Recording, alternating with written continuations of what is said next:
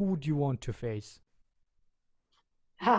Who do I want and who do I get? It's two different. Yeah, I think I know who you want to face, but outside of her.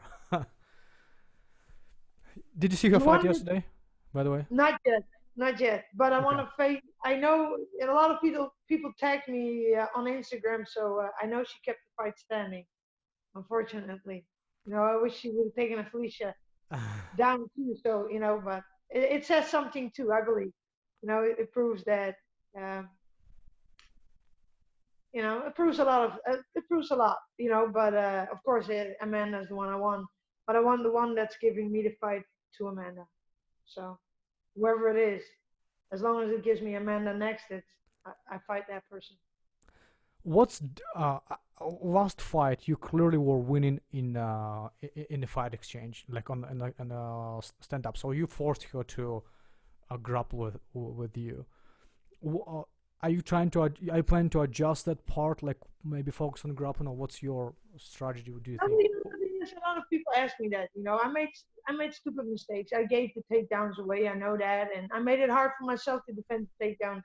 You know, I definitely saw that I rocked her a couple times, and she didn't want to have anything to do with my hands and legs. I saw that, and I started to become greedy. Started to be very flat-footed, and make myself heavy, and it's easy to shoot underneath. The heavier I make myself, the flat-footed I am, it's easier to shoot. And then don't forget she's a black belt on the ground. She's a black belt judo, a black belt on the ground, and you know, it's But I made it easy for her, well, but you and also almost submitted here. I'm like, holy cow, that would be what a that would be a twist to the whole scenario. yeah. So I know where I'm making mistakes, and of course we have to make a few adjust. We have to make a few adjustments.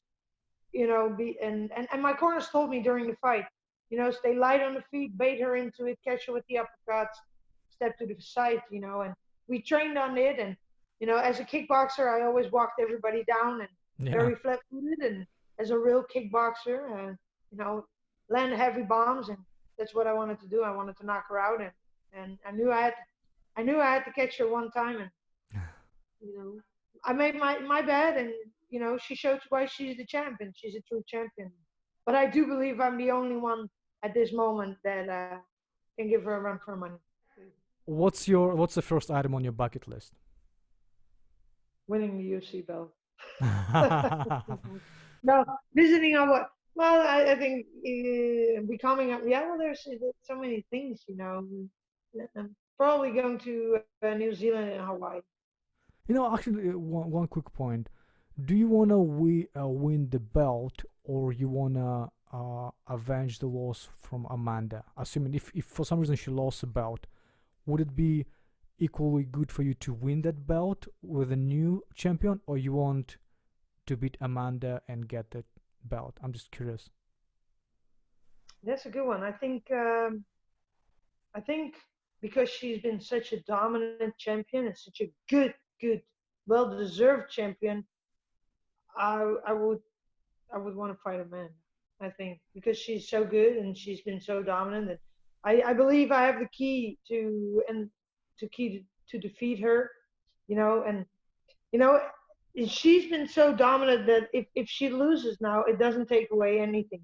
Yeah. She's still the most dominant UFC champion in the women's division. So, it can happen to anybody. If she makes a slight mistakes, and she's the one that's being hunted.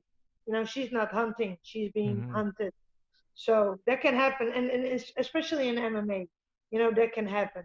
But to have a win over such a dominant champion, I think that means probably more than winning the belt. But I do would love to bring the belt because it's been taken away. I would love to bring it back to my country, give it back to Europe because I believe Europe deserves to have another UFC champion.